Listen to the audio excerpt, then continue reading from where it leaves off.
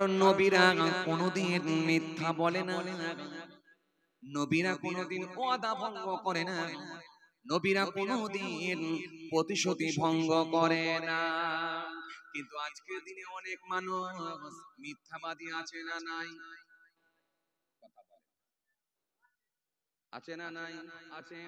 বাসেতে মিথ্যা, ট্রেনেতে মিথ্যা, মার্কেটে মিথ্যা, কারিগর আর কারিগর আর ব্যবসায়ীর মধ্যে চলে মিথ্যা, কাস্টমার দোকানদারের মধ্যে চলে মিথ্যা, হুজুরের সঙ্গে শ্রোতারও চলছে মিথ্যা, বক্তার সঙ্গে কমিটিরও চলছে মিথ্যা, শ্রোতার সঙ্গে চলছে মিথ্যা, হাজী সাহেব মিথ্যা। ও বাবাজি আমার ভাইরা, এরকম মিথ্যাবাদী লোক আজকের দিনে বেড়েছে না কমেছে? পটল নিয়ে গিয়ে সুন্দর করে বিছিয়ে রেখেছে, পানির ঝাপটা মারছে। 3 দিন আগেকারের পটল পানির ঝাপটা মারছে। একজন বুড়ো লোক চাচা কাস্টমার গেছে, হ্যাঁ বাবা মাল টাটকা হবে তো, বলে এই তো ব্যাগ থেকে বের করে, অথচ 3 দিন আগে, 3 দিন আগে বেলা 12টার সময় টাটকা মাছের রক্ত নিয়ে পচা মাছের গায়ে লাগিয়ে দিয়ে চড়া দামে ঝেড়ে দিয়ে বলছে এই মাত্র কাটছি আর রক্ত দেখো। কথা বলছেন না কেন? এই লোক আছে না? আছে না? আছে। দাদুও মিথ্যা বলেছে, বাপও মিথ্যা বলেছে, এখন 17 বছরের ছেলে সেও মিথ্যা বলছে। কামদেবপুর মার্কেট থেকে একটা মোবাইল ফোন কিনে নিয়ে এলো ভিভো 20। বন্ধুকে নিয়ে এসে দেখাচ্ছে, এই দেখ একটা মোবাইল কিনেছি। বন্ধু বলছে কত নিল? 11,500। 11,500 যাবি একবার, নিয়েছে 13,000। তখন বন্ধু বলছে বলিস কি রে, আমি তো কয়েকদিন আগে আমার বন্ধুর জন্য একটা কিনে নিয়ে এলাম, নিয়েছিল 11,500 আর তুই বলছিস 13,000, এটা হয় কি করে? তুই কবে কিনেছিস? ওসব কথা বাদ দে। এক কথা দু কথা হতে হতে তর্ক বেড়ে গেল। যখন ওই ছেলেটা বিশ্বাসের জায়গা ঠিক রাখতে গিয়ে বলল, আল্লাহর কিরে বলছি 13,000 নিয়েছে। আপনারা কিরে টিরে খাই নাকি? আরে কথা বলেন না। বলছি কিরে টিরে খাই না? খাই না?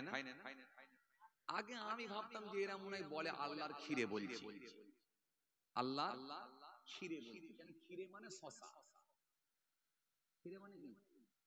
শশা। শশা বোঝেন আপনারা? ভাত খাওয়ার পরে খাইবো, হ্যাঁ মনে হয় বলছে আল্লাহর খিরে বলছি।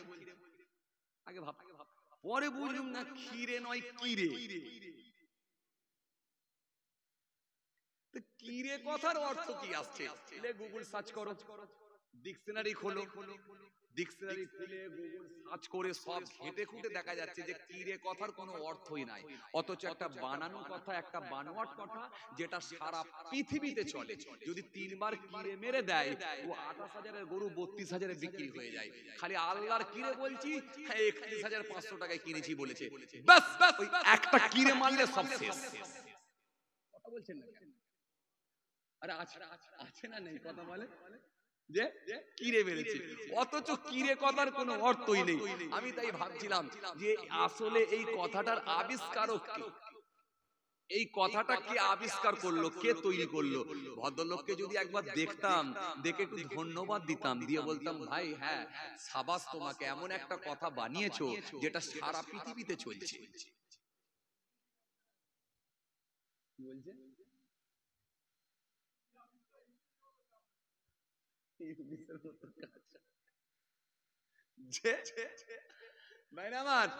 ভালো করে শোনেন তো। আমি ভাবছিলাম যে এরা মনে হয় বলছে আল্লাহর খিরে বলছি, তারপরে দেখলাম না খিরে নয় কিরে। কেন খিরে যদি বলতো তাহলে মেনে নেওয়া যেত। কেন? জমিন আসমানে যা কিছু আছে সব কার? এরা কথা বলে না। কার? কার? আল্লাহ। আল্লাযী জাআলা লাকুমুল আরদা ফিরাশাও ওয়াস সামাআ বিনাআ ওয়া আনজালা মিনাস সামাই মাআন ফাআখরাজা বিহি মিনাস সামারাতি রিজকাল লাকুম ফালা তাজআলু লিল্লাহি আনদাদা ওয়া আনতুম তা'লামুন। সবের মালিক তো আল্লাহ, সবকিছু তো আল্লাহর। এখানে অনেক কথা বলা হয়েছে, চলুন আমি আর ওইদিকে যাচ্ছি না, আসেন যেটা বোঝাতে চাইছিলাম।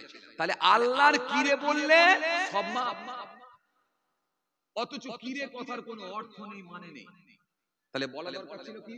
বলবে হুজুর তাহলে কি বলবে? হ্যাঁ, বলা দরকার ছিল আল্লাহর কসম। ভালো করে শুনুন, আল্লাহর কসম। সত্য কথা প্রমাণিত করার জন্য, সত্য কথা প্রমাণ করার জন্য আল্লাহর কসম খাওয়া যেতে পারে, কিন্তু কিরে বলা যায় না। এখন তো আবার বাপের কসম, মায়ের কসম, নানির কসম, আবার অনেক মা বোন বেটিরা আবার কলেতে পুকুরের ধারে কাপড় কাচতে গিয়ে আবার কসম খেতে খেতে আবার মাথা পর্যন্ত খেল। কথা বলেন, আছে না? হ্যাঁ, তিনটে মেয়ে ঝগড়া করতে, দুটো মেয়ে ঝগড়া করতে করতে করতে বলছে তুই তো ছেলের মাথা খেয়ে বল। ও তখন বলছে হ্যাঁ হ্যাঁ আমি এটা বলিনি, আমি আমার ছেলের মাথা খেয়ে বলছি। আরে মাথা যদি খেয়ে নিবি তো বডি বেকার। কথা বলে না, মাথাটাই যদি খেয়ে নিবি তাহলে বডি থেকে আর কোনো লাভ আছে? বরং বলতে পারতিস যে একটা হাত খেয়ে বলছি, একটা হাতে কাজ চলছে। আরে কথা এরা বোঝে না নাকি? চাচা ভালো বুঝছে, হাসছে, আপনারা বোঝেননি নাকি? বরং বলতে পারতিস যে একটা আঙুল খেয়ে বলছি, একটা আঙুল খেয়ে নিলে চারটে থাকতো। বরং বলতে পারতিস একটা পা খেয়ে বলছি, একটা পা খেয়ে নিলে তো একটা পা থাকতো, লাঠি ফাটি দিতে হাঁটতে পারতো। কিন্তু তা না করে ওই মেয়েটা বলছে কি তোর মাথা খেয়ে বলছি। আর মাথা যদি খেয়ে নিবি তাহলে ধরার কি কাজ করবে? বডি তো সব বেকার। কথা বলে না কি চাচা? মাথা খেলে সব শেষ। আসেন, মাথা না খেতে হবে কি প্রয়োজন। প্রয়োজনে যদি খেতে হয়, সত্য কথা যদি প্রমাণ করতে হয়, সত্য কথা প্রমাণিত করার জন্য প্রয়োজনে আপনি খেতে পারেন আল্লাহর কসম। বাপের কসম, মায়ের কসম, নানির কসম, দাদির কসম খাওয়া যায় না। এমনকি কোন নবী রাসূলদের, পীর পয়গম্বরদের কসম খাওয়া যায় না। কসম আল্লাহর নামেতেই হয়।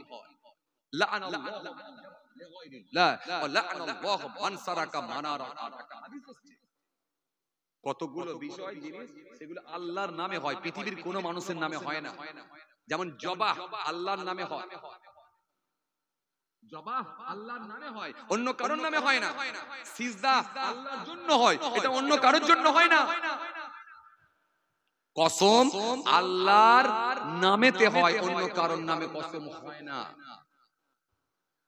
আর যদি মিথ্যার উপরে কসম খেয়ে নেয় কি হবে? কসমের কাফারা দিতে হবে, কাফারা তার জন্য ওয়াজিব হবে। এখন কসমের কাফারা কি আপনারা জানেন? যা বাবা কিছুই কথা বলেন, হ্যাঁ না কিছু একটা তো বলতে হবে। কসমের কাফারা জানেন তো? বলছি কসমের কাফারা জানেন তো? জানেন না? আপনাদের এখানে লোকেরা তো কসম খায় না, তাহলে আর কাফারা জেনেই হবে কি? তো কিরে বলে নাকি? বলছি কিরে বলে তো, তো কিরে যখন বলে তাহলে আর কসমের কাফারা জেনে কি হবে? জেনে আর কি হবে? ও তো কিরে দিয়ে বেরিয়ে যায় যে। ভালো করে শুনেন, কসমের কাফারা আছে।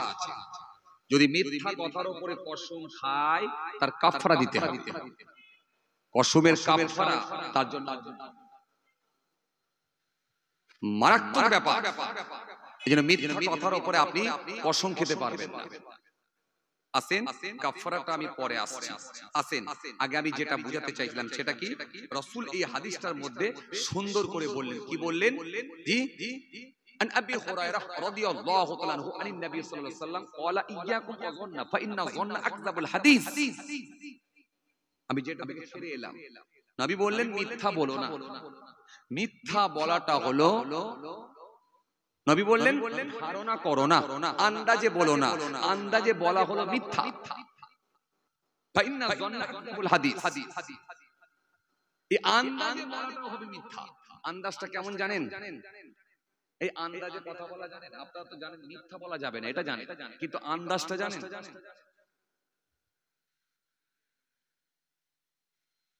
আন্দাজে বুঝতে পারেননি?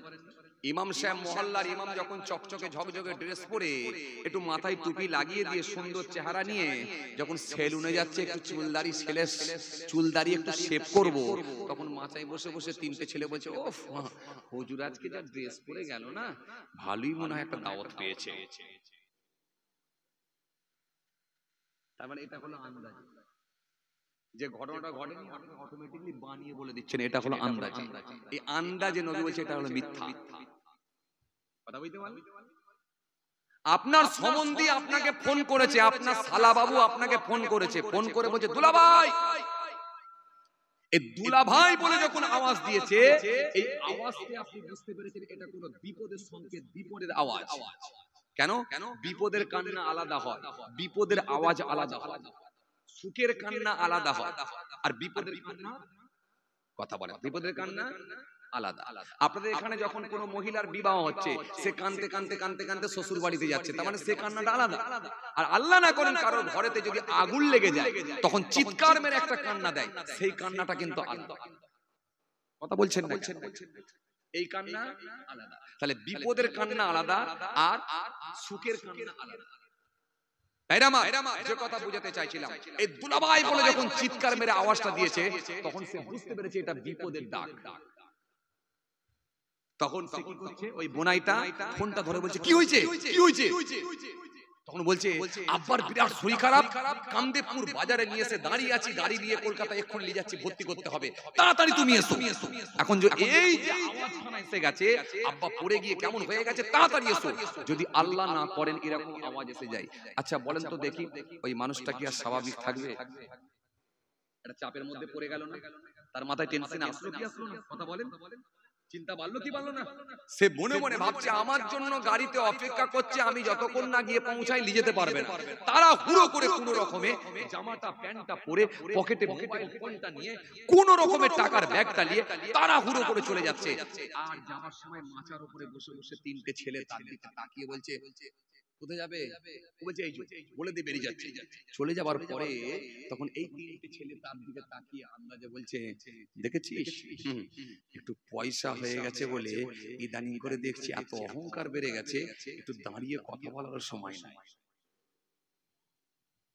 কথা বুঝতে পারেন? কিন্তু এ যাচ্ছে কোথায়? এর বিপদে যাচ্ছে, এর জ্বালায় দৌড়াচ্ছে।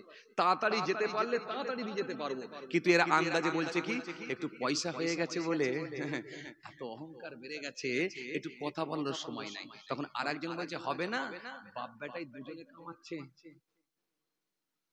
কথা বলছেন বলছেন কথা ঠিক বলছি না ভুল বলছি? তাহলে এটা হলো সম্পূর্ণ আন্দাজে। আন্দাজে আমি মাহফুজুল্লাহ হুসাইনি যখন জলসায় যাব, আমাদের রাত্রে একটা করে প্রোগ্রাম, কখনো কখনো দুটো প্রোগ্রাম, তবে বেশিরভাগই একটা প্রোগ্রাম করি। তবে মনে রাখবে প্রোগ্রামের একটা সময় দেয়, 10টা থেকে 12টা, কিংবা 11টা থেকে 1টা, কিংবা 1টা থেকে 3টে, কিংবা 2টো থেকে 4টে। এখন মনে করুন আমাকে 2টো থেকে 4টে লিখিয়েছে, আমি হিসাব করে দেখলাম 2টো থেকে 4টে যদি আমার টাইমে আমি পৌঁছাতে হয়, মিনিমাম আমার যেতে সময় লাগবে 3 থেকে 3.5 ঘন্টা। 3.5 ঘন্টা যদি সময় লাগে, তাহলে আমাকে বেরোতে হবে কটায়? 9টা থেকে 9:30। 9টা থেকে 9:30-র মধ্যে বেরিয়ে গেলাম, 12:30 থেকে 1টার মধ্যে পৌঁছে গেলাম। 1টার মধ্যে পৌঁছে গিয়ে কিছু খাওয়া দাওয়া করে যখন আমি 2টোর সময় স্টেজে উঠলাম, 2টো থেকে নিয়ে ফজর পর্যন্ত জলসা করলাম। ফজরের নামাজ পড়ে যখন গাড়ি ছেড়ে দিলাম, 3 থেকে 3.5 ঘন্টা ধরে আমার বাড়িতে পৌঁছে গেলাম।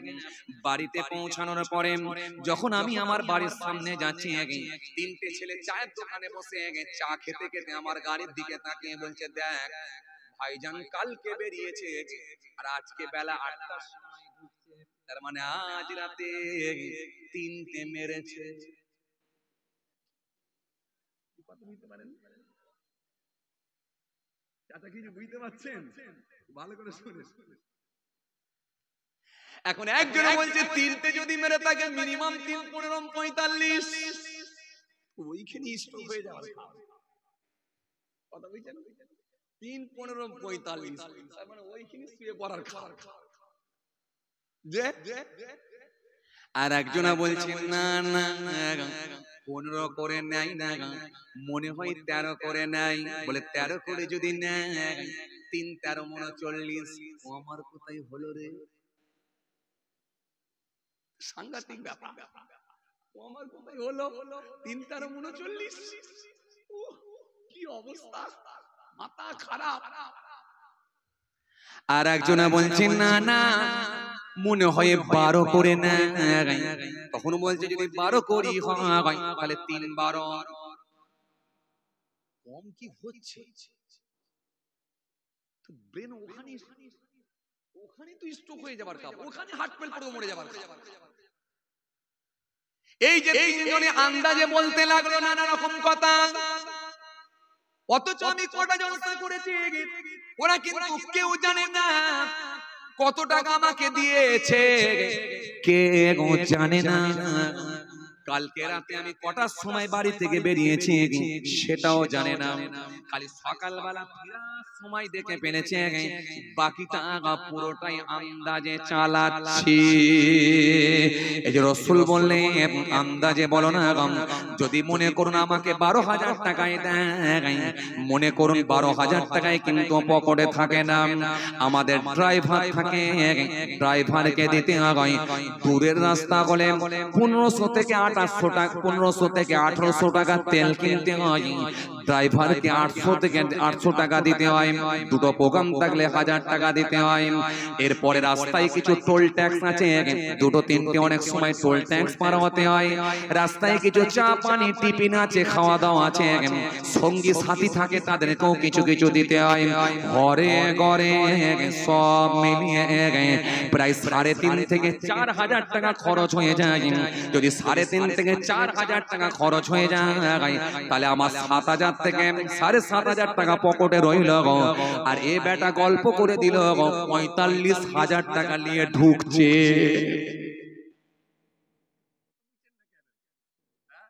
নবী বলে ফাইটনা জন্না আকযাবুল হাদিস, আমি রাসূল বলছি এটাই হলো আন্দাজে, এটাই হলো মিথ্যা।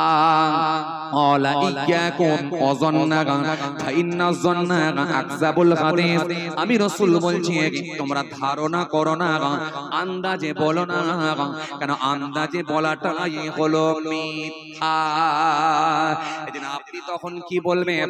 আপনার বলা দরকার ছিল দেখ ভাই রাত্রিরে কটা জলসা করেছে আমি জানি না, কত টাকা দিয়েছে আমি জানি না, আন্দাজে আমি বাজে কমেন্ট করব না, আল্লাহু আলাম, আল্লাহ ভালো জানেন, আল্লাহ ভালো জানেন বলে ছেড়ে দেন।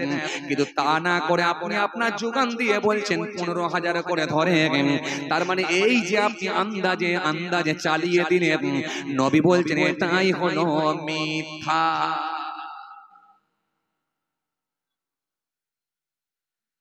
এরপরে আমার নবী সুন্দর করে বললেন,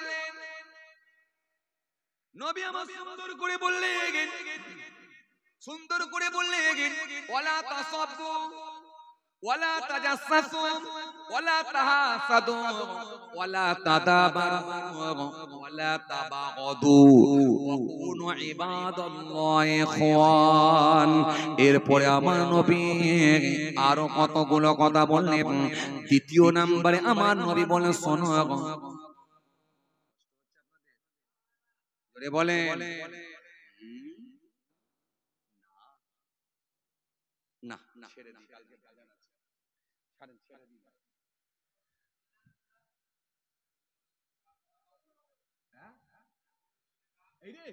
ইয়া আবার ভাই মনে রেখেছে নূহ নবী সে গাছ, আমি জানি গাছটা ভুলে গেছে। গাছ আপনারা খুব ভালো করে ওয়াজ শোনেন, যা বুঝতে পারছি। ওয়াজ শুনতে গেলে যেমন তেমন করে তো ওয়াজ শোনেননি। গাছ তার মানে ঠিক মনে রেখেছে। গাছের কথা ছেড়েছিলাম বলেন দেখিনি,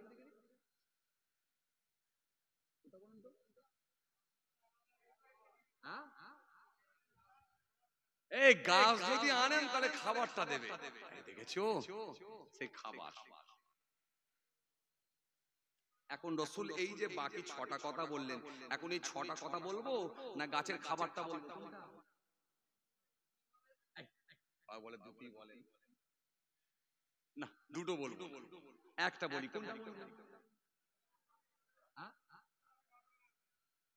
খাবারটা, খাবারটা ইনি আবার বলছে কাফারা, উনি আবার বলছে দুটোই বলেন 6টা। আপনাদের নাকি কেউ তো মিথ্যা বলেন, তাহলে কাফারা শুনে আর কি করবে? কসম কেউ খায় তাহলে টেনশন। সব ভালো মানুষ তো আলহামদুলিল্লাহ। কি বলে কি গ্রাম জানো? রঞ্জন গাছ। রঞ্জন গাছের নাম আছে, মনে হয় সারা এলাকা খুঁজলে একটাও বিড়িখোর পাওয়া যায় না। কি বলে? হ্যাঁ আছে, চাচা বলছে আছে।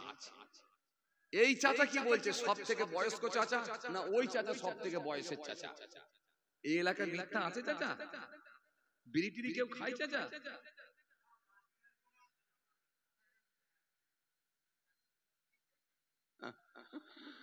যাক, একবার তাকবীর দেন দেখি, নারায়ে তাকবীর।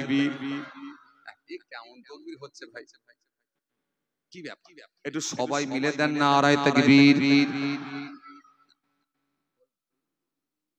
আল্লাহু আকবার, মানে আল্লাহ সব থেকে বড় বললে কোনো সমস্যা আছে? আমরা আল্লাহকে ডাকছি। জমিন আসমানের মালিক, সারা পৃথিবীর মালিক কে? আল্লাহ। লা তাখুযুহু সিনাতুন ওয়ালা নাওম, যিনি তন্দ্রা নাই, আরাম নাই, ঘুম নাই, বিশ্রাম নাই, সব বিষয়ে যিনি অবগত। জি আল্লাহু লা ইলাহা ইল্লাহু, আল্লাহ তিনি ছাড়া কোনো মাবুদ নাই। আল হাইয়ুল কাইয়ুম, তিনি চিরস্থায়ী চিরজীবী, ছিলেন, আছেন, থাকবেন। সেই আল্লাহকে আমরা ডাকছি। একটু সবাই মিলে উচ্চ আওয়াজে দেন না দেখি, নারায়ে তাকবীর। ফাঁকি মেরে নয়, ফাঁকি মারলে আমরা নিজেরা নিজেদের বিপদ ডেকে আনবো, আল্লাহ নারাজ হতে পারে। চলুন আমরা সবাই মিলে দিই, আওয়াজ করে দিই, একটু খোলা মনে দিই, উদার মনে দিই, আন্তরিকতার সহিত দিই। একটু উচ্চ আওয়াজে দেন, নারায়ে তাকবীর, নারায়ে তাকবীর। সিলসিলায়ে মুজাদ্দিদ জামা, দাদা পীরের হক সিলসিলা, দাদা পীরের হক সিলসিলা, রঞ্জনগাছা গ্রামের 62 সালে নারায়ে তাকবীর।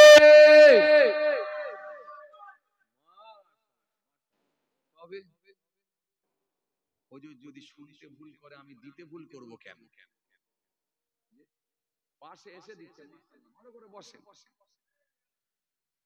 আসেন। এই গাছটা ছেড়ে এসেছিলাম না, খাবার বলবো না ছেড়ে দেবো বলেন দেখি? হ্যাঁ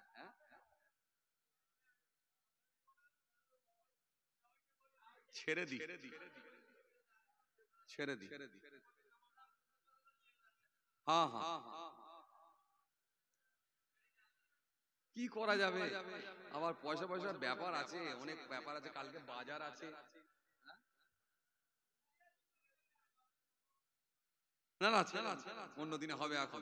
আরে আমি তো আসি মাঝে মাঝে, এত অশুনলে হবে? আমাদের একটু এরকম ব্যাপার থাকে, আমরা একটু মাঝে মাঝে টোপ দিয়ে দিই, বড় মাছ যদি জালে উঠে যায় গপ করে টোপ মেরে দিই, এটা আমাদের কাজ। বুঝতে পারছি, টোপ না দিলে হয় না। যাক, নূহ নবীর জামানায় তাহলে খাবারটা কি দেয়া হয়েছিল? পেট ভরা মতো খাবার, এইটা খালি বাদ রয়ে গেল, তাই তো? কাফারাটা বাদ রইল। আর একটা হাদিস বলেছিলাম, হাদিসটা বলতে গিয়ে 6টা কথা, আমার 7টা কথা আমার নবী বলেছে, একটা বলেছিলাম ধারণা, ধারণাটা পর্যন্ত হয়ে গেল। যাক, বাকিটা ইনশাআল্লাহ কোনোদিন হবে। এখন আল্লাহ যদি মৌকা দেন ইনশাআল্লাহ আলোচনা হবে। সব গুড়িয়ে গাড়িয়ে এক জায়গায় রাখলাম, ইনশাআল্লাহ ফের কোনোদিন দেখা যাবে।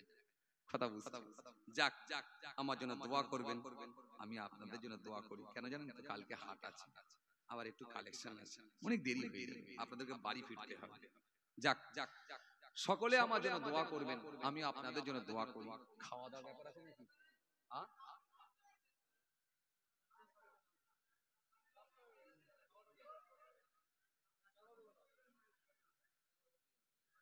গাছ বলতেই হবে। আচ্ছা যাক, খালি গাছটা বলে লি। খাবার খাবার খাবার মেলা লম্বা করবো না, ছোট করবো। ঠিক বলে দিন চাচা। চাচা ভালো বুদ্ধি আছে কিন্তু, বয়স হয়েছে তো মাশাআল্লাহ। খুব ভালো বলছে কিন্তু চাচা। বলছে মেলা লম্বা করতে হবে না, ছোট করে দিয়ে দেন। কথা বুঝছেন? আসেন খেয়াল করেন, যে খেয়াল করেন বাবাজি আমার ভাইরা। নূহ আসলাম বলেছিলেন কি, যে নবীরা কখনো ওয়াদা ভঙ্গ করে না, নবীরা মিথ্যা বলে না। এই কথা বলতে গিয়ে আমি একটা হাদিস টেনেছিলাম, তাই না? এই কথাটা বলতে গিয়ে হাদিসটা আমি সম্পূর্ণ মানে করতে পারিনি সময়ের দিকে লক্ষ্য করে। যাই হোক, আল্লাহ করালে ইনশাআল্লাহ হবে। তো নবীরা কখনো মিথ্যা বলে না। তুমি নিশ্চিন্ত, একবারে নিশ্চিন্তে থাকো, তোমার জন্য ইনশাআল্লাহ খাবারের ব্যবস্থা হবে। আউজ বিন আনাস সেই সময় গাছ দুটো আনতে গেল। এতরনিয়া নওজওয়ান জামাকেরা, হে আমার মুরব্বিয়ানেরা, বাবারা শুনে রেখে দিন বাবা, বাবারা জেনে রেখে দিন বাবা। কিতাবের মধ্যে পাওয়া যায়, আল্লাহ নবী হযরত নূহ নবী বলেছিলেন, ইয়াউস বিনানা গাছ দুটো এনে দাও। কাউস বিনানা দুখানা গাছ নিয়ে এলেন, বৃক্ষ দুটো এনে দিলেন। যে বৃক্ষগুলো হাজার হাজার টন ভারী, যে বৃক্ষগুলো এত ভারী, এত ভারী, এত ভারী, হাজার হাজার টন ভারে। দুখানা বৃক্ষ এনে দিলেন, গাছ দুটো এনে দিলেন, গাছ দুটো নিয়ে চলে এলেন।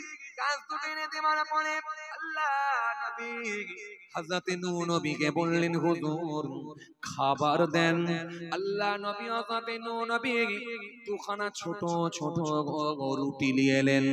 দুখানা ছোট ছোট রুটি নিয়ে এসে বললেন, ইয়া উসবিনানা বিসমিল্লাহির রহমানির রহিম বলে আল্লাহর নাম নিয়ে তুমি খেয়ে না। আরো জোরে বলবেন না? আউজ বিনানা আল্লাহর নাম নিয়ে রুটি দুটো খাও। এখন আউজ বিনানা বলতে, হুজুর এই রুটিতে কি আমার হবে?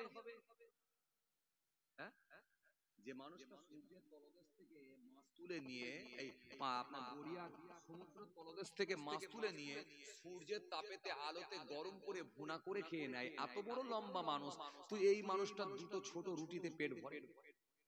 হুজুর এই রুটি কি আমার হবে? খেয়ে আমি নিচ্ছি, আল্লাহর নাম নিয়ে খাচ্ছি, তাতে আপত্তি নেই, কিন্তু খাবার আপনি ফের রেডি, খাবার আপনি রেডি করুন। আউজ বিনানা সেই সময় বলল, খাবার আপনি রেডি করুন, আমি আল্লাহর নাম নিয়ে খাচ্ছি। হযরত নূহ নবী বললেন, হে আউজ বিনানা তুমি আল্লাহর নাম নিয়ে খাও, আমি নূহ নবী তোমার সামনে দাঁড়িয়ে আছি, এরপরে যদি খাবার লাগে আমি তোমার খাবারের ব্যবস্থা করে দেব, ইনশাআল্লাহ তোমাকে খাবার দেব। হে আউজ বিনানা তুমি আল্লাহর নাম নিয়ে খাও। কিতাবের মধ্যে পাওয়া যায়, আউজ বিনানা বিসমিল্লাহির রহমানির রহিম বলে আল্লাহর নাম নিয়ে যখন একটা রুটি খেলো, একটা রুটি খাওয়ার সাথে সাথে আউজ বিনানা বলেছিল, ও আল্লাহ নবী নূহ নবী দ্বিতীয় রুটিটা আমি আর খেতে পারবো না। দ্বিতীয় রুটিটাও খেতে পারবো, একটা রুটি শেষ। কি হলো আউজ বিনানা, আমি তো দাঁড়িয়ে আছি, তুই বললে খাবার নিয়ে আসতে, এটা শেষ করে দিয়ে আবার নিয়ে আসে নিয়ে তো মারলে কোথা চলে যাবে? তো দুটো রুটিও খেতে পারলে না, কি ব্যাপার? বলে হুজুর কি এমন খাবার দিলেন যেটা একটা রুটিতেই আমার পেট ভরে গেল? জোরে বলবেন না সুবহানাল্লাহ। এই জন্য আল্লাহ নবী হাদিস দিয়েছেন, ইমানদার খায় এক পাকস্থলীতে, বেঈমান খায় 7 পাকস্থলীতে। তার মানে বেঈমানের 7টা পাকস্থলী না, না বেঈমানের 7টা পাকস্থলী নয়, মুমিনের একটা পাকস্থলী যেমন বেঈমানের একটাই পাকস্থলী। কিন্তু বেঈমানের সঙ্গে মুমিনের তফাৎ, ঈমানদারের তফাৎ। ঈমানদার যখন খাবে আল্লাহর নাম নিয়ে খাবে, ওই খাবারে বরকত হবে। ওই খানার ভেতরে 3টে ভাগ করবে, পেটের মধ্যে 3টে ভাগ হয়ে যাবে। একটা ভাগ পানি থাকবে, একটা ভাগ খালি থাকবে, আর একটা ভাগ খাবার থাকবে। 3টে ভাগ হবে। আর বেঈমান ইবলিস শয়তানকে নিয়ে খাবে, খালি নিয়ায় বলবে যে বেঈমানের সঙ্গে ঈমানদারের খাওয়ার তফাৎ আছে।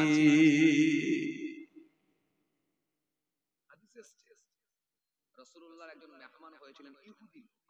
এই কথা বলতে গেলে আমার অনেক সময় লেগে যাবে, ছেড়ে দিচ্ছি। চলেন ওইদিকে যাই।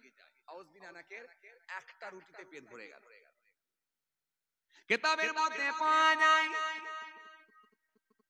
এই আউস বিন আনাক দুইজন নবী, হযরত নূহ নবী, হযরত মুসা কালিমুল্লাহর জামানা তিনি পেয়েছিলেন। দুইজন নবীর জামানা পেয়েছিলেন। আউস বিন আনাক দুইজন নবীর জামানা পেয়েছিলেন। 3500 বছর বেঁচেছিলেন। আউস বিন আনাক 3500 বছর বেঁচেছিলেন। কিতাবের মধ্যে পাওয়া যায় নূহ নবীর জামানায় যে বন্যা হয়েছিল, অনেকে বলেন ওই বন্যার পানিতে আউস বিন আনাক ডুবে যান না। আল্লাহ রাব্বুল আলামিন ওই আযাব থেকে আউস বিন আনাককে রক্ষা করেছিলেন। জোরে হয় না, আরো জোরে বলেন। আবার অনেকে মত পোষণ করে যে আউস বিন আনাককে নূহ নবীর জামানায় আমার আল্লাহ পাক ছোট করে দিয়েছিলেন, ক্ষুদ্র করে দিয়েছিলেন, ছোট করে দিয়েছিলেন। ছোট করে দিয়ে নূহ নবীর নৌকাতে আবার আল্লাহ নৌকায় যাবার সুযোগ করেছিলেন। নূহ নবীর নৌকাতে তিনি উঠেছিলেন। আবার নৌকা থেকে নামার পরে বন্যার প্লাবন শেষ হওয়ার পরে নৌকা থেকে নামার পরে আবার আউস বিন আনাককে পূর্বের ন্যায় আমার আল্লাহ লম্বা করে দিয়েছিলেন। এটা ইখতিলাফ রয়েছে। অনেকে বলে ছোট করে দেওয়া হয়েছিল আউস বিন আনাককে ওই সময় বন্যার সময়, আবার অনেকে বলে না আউস বিন আনাক ওই সময়তে ডোবে না, বন্যার পানিতে ডোবে না, সে এত লম্বা ছিল। এটা নিয়ে মতবিরোধ, ইখতিলাফ। এই আউস বিন আনাককে আল্লাহ রাব্বুল আলামিন এই রকম বড় বিপদ থেকে হেফাজত করেছিলেন, মুক্তি দিয়েছিলেন। অনেক লম্বা ঘটনা। আস্তে আস্তে নূহ নবীর জামানা শেষ হয়ে যাবার পর আউস বিন আনাক হযরতে মুসা কালিমুল্লাহর জামানা, মুসা কালিমুল্লাহর সময়ে পৌঁছালেন। অনেক লম্বা ঘটনা। মুসা নবীর জামানায় একটা কেনানি বলে গোত্র ছিল। এই কেনানি গোত্রের মানুষেরা তাদের যে কেনানি গোত্রের মানুষদের জমিনে এত ফসল হতো, আল্লাহ রাব্বুল আলামিন দয়া করে ওই গোত্রের মানুষদের উপরে এত রহমত বর্ষণ করতেন, এত খুশি হয়ে গিয়েছিলেন, ওই জমিনে অনেক ফসল আল্লাহ বরকত দিয়ে দিতেন। জোরে বলবেন না সুবহানাল্লাহ। কিতাবের মধ্যে পাওয়া যায় এই কেনানি গোত্রের মানুষদের যে ডালিম গাছ বোঝে না? এই ডালিম গাছে যে ডালিম হতো, ডালিমের মধ্যে যে বীজ দানা থাকতো, একটা দানাতে দুজনের পেট ভরে যেত। একটা দানাতে দুজনার পেট ভরে যেত।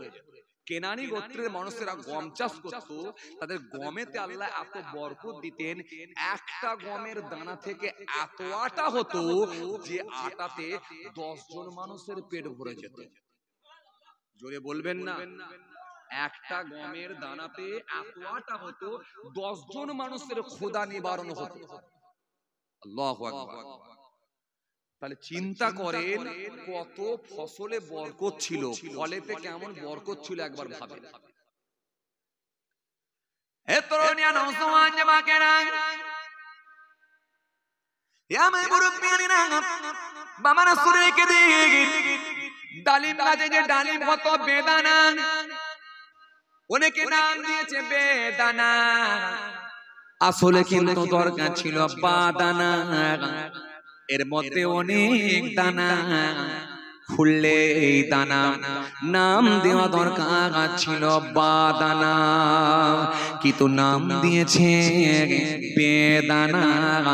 যার মধ্যে নেই দানা সে হলো বেদানা, কিন্তু কাটলেই দানা, খুললেই দানা, দরকার ছিল বাদানা। সবজি মার্কেটে একটা সবজি বিক্রি করে, লোকে নাম দিয়েছে বেগুন, যার মধ্যে নেই গুণ সে হলো বেগুন। আসলে কিন্তু এর মধ্যে আছে অনেক গুণ, দাম দেওয়া দরকার ছিল বাগুন, কেন বাগুনের উপকারিতা অনেক বেশি। আমি একটা ম্যাগাজিনের মধ্যে দেখছিলাম বাগুন খেলে কিডনি পরিষ্কার হয়, বাগুন খেলে কিডনি ঠিক থাকে, এই নাম দেওয়া দরকার ছিল বাগুন। এর মধ্যে আছে অনেক গুণ, এটা হলো বাগুন, কিন্তু তা না করে সমাজের মানুষ নাম দিয়েছে বেগুন, যার মধ্যে নেই গুণ সে হলো বেগুন। নাম দেওয়া দরকার ছিল কি বাগুন, নাম দেওয়া দরকার ছিল বাদানা। লোকে বলে বেদানা, যার মধ্যে নেই দানা, কিন্তু কাটলেই দেখেন দানা।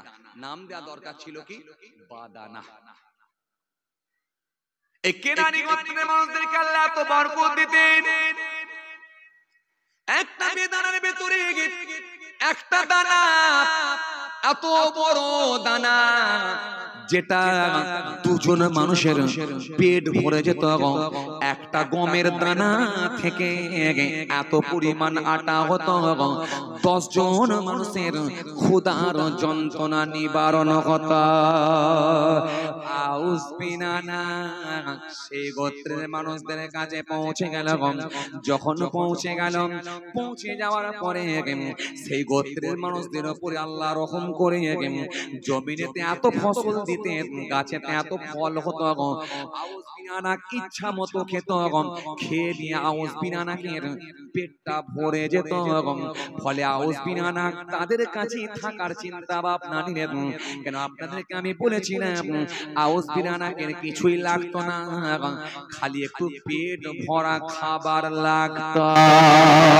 যখন আরামের সঙ্গে খেতে পেল আউস বিনানাকে, ওই কওমের মানুষগুলো, এই কেনানি গোত্রের মানুষগুলো বলেছিল, হে আউস বিনানা, আউস বিনানা, তুমি এই দেব দেবতাগুলোকে স্মরণ করো, এদের উপাসনা করো। কারণ আউস গোত্রে, ওই কেনানি গোত্রের মানুষেরা দেব দেবতার স্মরণ করে, তাদের অনুসরণ করে, তাদের তাদের তাদের দেব দেবতার উপাসনা করে সব ঈমান হারা হয়ে গিয়েছিল। আর আউস বিনানা কেউ তারা ঈমান হারা করে দিল, আউস বিনানা বেঈমান হয়ে গেল। কিতাবের মধ্যে পাওয়া যায় নূহ নবীর জামানায় আউস বিন আনাক ঈমান কবুল করেছিল, আর মুসা নবীর জামানায় কেনানি গোত্রের মানুষদের কাছে গিয়ে সে ঈমান হারা হয়ে গেল, পথভ্রষ্ট হলো, গুমরা হয়ে গেল। গুমরা হয়ে যাবার পর আল্লাহ রাব্বুল আলামিন নারাজ হয়ে গেলেন। নারাজ হয়ে গিয়ে সেই জামানায় মুসা কালিমুল্লাহকে আমার আল্লাহ ওহী দ্বারা জানালেন, হে মুসা, যাও আউস বিন আনাকের কাছে লোক পাঠাও, একটু দ্বীনের দাওয়াত দাও, দ্বীনের দাওয়াত দাও। হযরতে নবী মুসা বনি ইসরাইল গোত্রের ভেতর থেকে 12 জন লোককে ঠিক করলেন। 12 জন মানুষ দাওয়াত দিতে যাচ্ছে কাকে? আউস বিন আনাককে। আউস বিন আনাককে দাওয়াত দিতে গিয়ে আউস বিন আনাকের কাছে পৌঁছে গিয়ে বলে, হে আউস বিন আনাক, তুমি আল্লাহর উপরে ঈমান আনো, বেঈমান হয়ো না। আর যদি ঈমান না আনো তাহলে এই জমিনটা ছেড়ে চলে যাও, এই জমিনটা হলো ঈমানদারদের জমিন, এই জমিনটা ছেড়ে চলে যাও, এই জমিনে তোমার থাকার রাইট নাই, সরে যাও। কিতাবের মধ্যে পাওয়া যায় আউস বিন আনাক তখন এত রাগান্বিত হলো, রেগে গেল, রেগে গিয়ে হাতখানাকে লম্বা করলো, লম্বা করে এক হাতের তালুতে 12 জন মানুষকে চাপিয়ে নিল। 12 জন মানুষকে এক হাতের তালুতে তুলে নিল, এক হাতে 12 জন মানুষকে তুলে নিল। তুলে নিয়ে বলছে পিষে দেবো। কিছু কথা বুঝতে পারেননি আপনারা? না বুঝতে পারছেন? পিষে দেবো তার মানে সব শেষ। এখন আপনারা যদি মনে করেন এই যে এত চওড়া হাত, এতে যদি মনে করেন 12টা পিঁপড়ে চাপাবো, 12টা পিঁপড়ে চাপানো খুব সহজ না? 12টা কেন, কয়েকশো পিঁপড়ে চাপাতে পারবে। তাহলে আউস বিন আনাকের হাতের থাবাটা কত চওড়া ছিল, কত লম্বা ছিল। যে মানুষটা সূর্যের এই আপনার কি বলে সমুদ্রের তলদেশ থেকে মাছ ধরে নিয়ে সূর্যের লাইটে তাপমাত্রায় গরম করে ভুনা করে খেত, তাহলে যে মানুষটা এত লম্বা তার হাতটা কত লম্বা? কথা বলছেন না কেন? তাহলে এত লম্বা হাতেতে 12 জন মানুষকে চাপানোটা খুব সহজ হয়ে গেল। হয়ে গিয়ে তুলে নিয়ে বলছে বেশি কথা বললে চিপে দেবো, পিষে দেবো। এখন লোকেরা সব ভয় পেয়ে গেল। 12 জন লোকই কাঁদতে শুরু করলো। কাঁদতে কাঁদতে বলছে হে আউস বিন আনাক, আমাদের কোনো দোষ নেই, মুসা কালিমুল্লাহ পাঠিয়েছে বলে দিনের দাওয়াত দিতে এসেছি, আমাদেরকে ছেড়ে দাও, আমাদের কোনো দোষ নেই, ছেড়ে দাও। আউস বিন আনাকে অন্তরে একটু মায়া হলো। মায়া হয়ে যাবার পরে ওই হাতখানাকে নামিয়ে দিয়ে নিচে ছেড়ে দিয়ে বলল তোরা চলে যা, জীবনে কোনোদিন আর ফিরে আসবি নি। তবে একটা কথা শোন, আর এই আউস বিন আনাক আমি বলছি শোন, এই কেনানি গোত্রের মানুষের উপরে কোনো কথা বলবি নি, কারণ এই কেনানি গোত্রের মানুষেরা আমার খাওয়ার ব্যবস্থা করে দিয়েছে, এই জমিনে এসে আমি খাওয়া দাওয়া খুব ভালো পাচ্ছি। যদি কেনানি গোত্রের মানুষদের কথা কিছু বলিস মনে রেখে দে, আউস বিন আনাকে শরীরে যতক্ষণ রক্ত থাকবে, জান থাকবে, আউস বিন আনাক জীবন দিয়েও কেনানি মানুষদেরকে রক্ষা করবে। সুতরাং এই গোত্রের মানুষদের কথা কিছু বলবি। এই কথা বলার পরে তখন তারা বলল দেখো আমরা তো বলিনি, মুসা কালিমুল্লাহ বলেছিল বলে এসে বলেছি। তখন বলে শুনে যাও, মুসা নবীর কাছে গিয়ে বল, মুসা কালিমুল্লাহকে গিয়ে বলে দাও যদি কিছু বলার প্রয়োজন হয় আমি আউস বিন আনাকের সঙ্গে কথা বলতে বলো, আর আমি আউস বিন আনাক মুসা নবীর সঙ্গে সামনাসামনি মোকাবেলা করতে বলো, আমি মোকাবেলা করতে রাজি। বুঝতে পারছেন কি চ্যালেঞ্জ?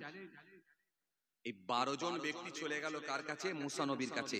গিয়ে সালাম দিয়ে বলে হুজুর আপনাকে বলেছে সামনাসামনি মোকাবেলা করতে। মুসা নবী কি নিজে ইচ্ছাই কোনো কথা করতে, কোনো কাজ করতে পারেন? কথা বলেন, কোনো কাজ করতে পারেন? পারেন না। যেটা আমার আল্লাহ জানান সেটাই করেন। মুসা নবী নিজে ইচ্ছাই কোনো কাজ করতে পারেন না। মুসা নবী বললেন ঠিক আছে তোমরা চলে যাও, সময় হলে আমি মুসা কালিমুল্লাহ তার সামনাসামনি হব, মোকাবেলা করব।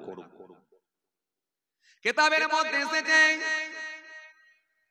হযরত মুসা কালিমুল্লাহ হুজুরকে আমার আল্লাহ জানালেন হে মুসা, ও আমার নবী মুসা আউস বিন আনাকের কাছে যাও, আর আউস বিন আনাকে গিয়ে দ্বীনের দাওয়াত তুমি দিয়ে দাও।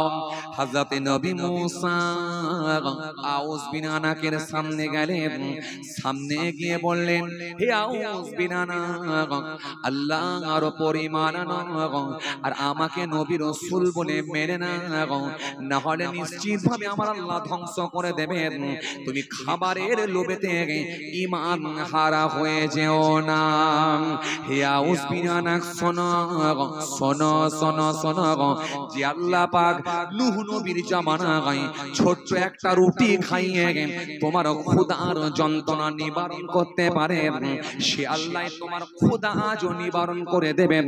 সুতরাং তুমি আল্লাহর উপর ঈমান আনো। যখন এই কথা বলতে লেগেছে আউস বিন আনাকের রাগ বেড়ে গেল, গুসা বেড়ে গেল।